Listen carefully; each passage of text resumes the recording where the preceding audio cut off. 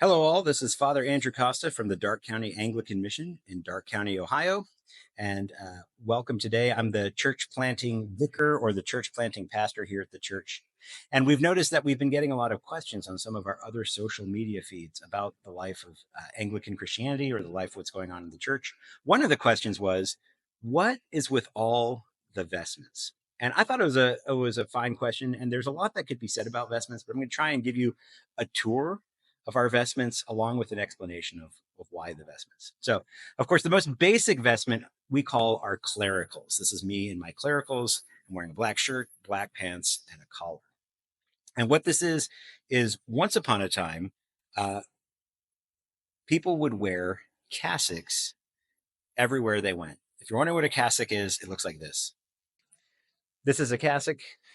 During the time of the Reformation and the medieval church, the world was in a bit of a cooling period. It was kind of a mini ice age. And so people wore long garments, long dark garments to just keep warm during the day. And because clerical dress is so slow to evolve, clergy continue to wear the cassock as a sign of their role as clergy. The black garment that I was just wearing is actually just a more practical take on the cassock. So, it's slacks and a shirt, so you can get around and do things. I can tell you that trying to get up a flight of stairs in the cassock can be a little bit of a journey. Any of the women out there who wear dresses and have had to, maybe hike up their skirt a little bit to get up a flight of stairs knows exactly what it is I'm talking about. But for much of history, clergy wore their cassocks often. Actually, Eastern Orthodox clergy continue to wear their cassocks almost exclusively when they're all out and about, as do some folks in the Roman Church. And then there are a lot of Anglicans who prefer to wear their cassocks just as a sign of their role as clergy. So this is a cassock. I'm going to start to add more vestments. You ready? So over my cassock, I'm now wearing a surplice, this white garment. This is a sign of the purity that I have in Christ, not a righteousness that I have earned on my own, but a righteousness earned by Jesus Christ on the cross that he's given to me as his minister to stand in his place and to minister to the gospel. I'm also wearing a hood, an academic hood. So if you've ever seen anybody who gets a master's degree put on an academic hood, it's just a sign that you have the degree necessary to do your thing. In my case, I have the degree necessary to be a clergyman. I got my master's of divinity at Liberty, and so I have Liberty's colors on my hood. So I'm wearing the cassock, so the black garment. It diminishes me so that you don't see me, but hopefully Christ would be magnified and I would be diminished. I'm wearing this white garment to show that any righteousness that's presented here is that which is given to me in Christ, and I'm wearing the work of Christ to bring to the congregation. I'm wearing my academic hood, and then finally I'm wearing this black scarf called a tippet, and this is a gift to me from my bishop as a sign that I have permission now to proclaim the gospel from a pulpit. Right? This is my bona fides that I'm allowed to preach. The bishop has examined me, has found that my theology is good, and that I can then proclaim that theology to you. So what I'm wearing right now is called choir dress. For hundreds of years in Anglican Christianity, this was the most typical clothing of Anglican clergy. And you can even see pictures of like the Archbishop of Canterbury, our highest office in the church, off to go say Holy Communion for Winston Churchill in World War II, wearing choir dress, just like any other clergy in the Anglican world. So this is a very common way that Anglicans dress. For those of us who are higher in our liturgical commitments, this has become more what we wear during morning and evening prayer. This has become, so instead of wearing it during Holy Communion, we continue to wear it during morning and evening prayer. But many Anglican clergymen wear it for morning and evening prayer and to do Holy Communion. And that would bring them into line with what Anglicans wore for a lot of the history of Anglican Christianity. Now, it's not the only thing Anglicans wear. There are some other options for vestments within the Anglican world. So let me see if I can show you a few of those things. This is me wearing an alb, a cincture, and a stole. So as you can see, I've taken off my black cassock and I've put on something that looks a little more actually like a white cassock.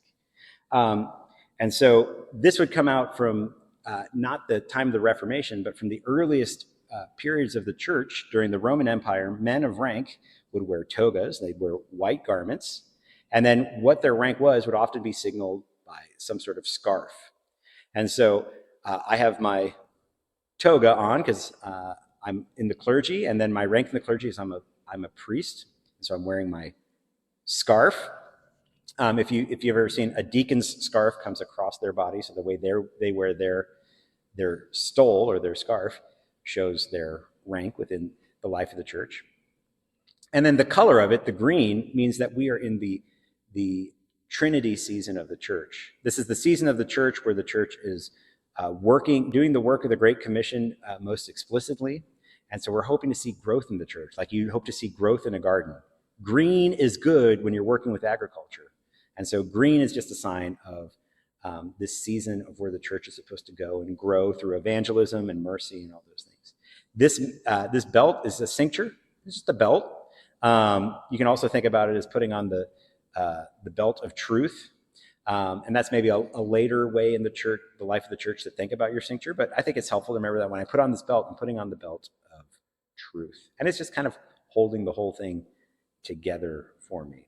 So I just showed you choir dress, and now I'm showing you this. This is probably something that's been more popular in the last 100 years of Anglican Christianity, as the church has looked behind the time of the Reformation, behind the medieval period, and said, what did the earliest Christian clergy wear when they were doing their function as clergymen? And it might have been something more like this. And they would have worn one more very important piece of garment that looks like this. This looks like a liturgical poncho. It's called a chasuble. And so where the white garment that I was wearing, harkens back to the toga of the Senate, and the stole I was wearing helps you think about rank.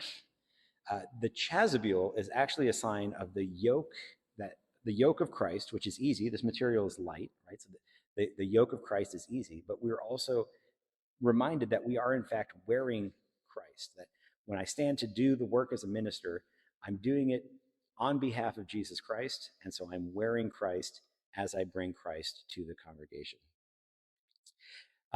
This can get pretty warm in the summer, so it became somewhat popular to wear the whole getup without the chasuble on, and you'll see that there are a lot of Lutheran pastors who vest that way, and there's a lot of Anglican pastors who wear that way.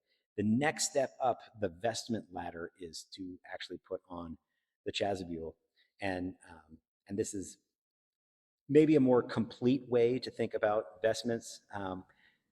But what you're wearing in vestiture doesn't necessarily affect how valid your communion is.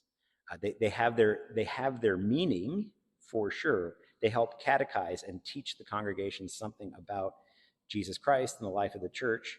So if your congregation understands why you're wearing it, they are helpful, but they do not take away from the ability of the communion to actually accomplish what the communion intends to do. So I wear this on Sunday mornings when I'm doing communion because I like to think about this is not me doing the work. I do not bring the grace of God. I do not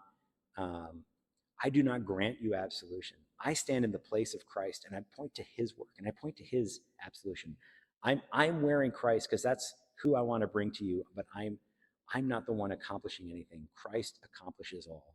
And so for me, this reminds me that I'm wearing Christ to bring Christ to the people.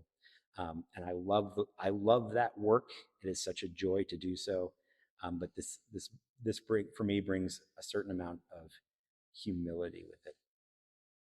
Well, you've gotten to see a lot of vestments today, and to be honest, there are more vestments a person can wear. I just don't own any of those.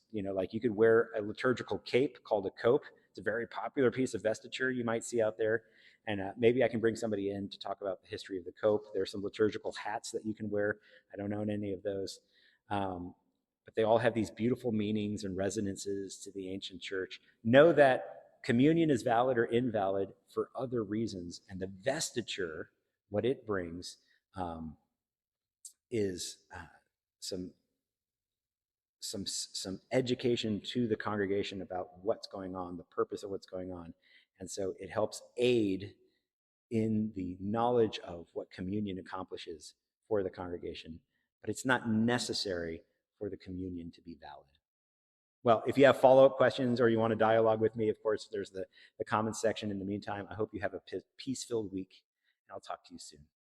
So long.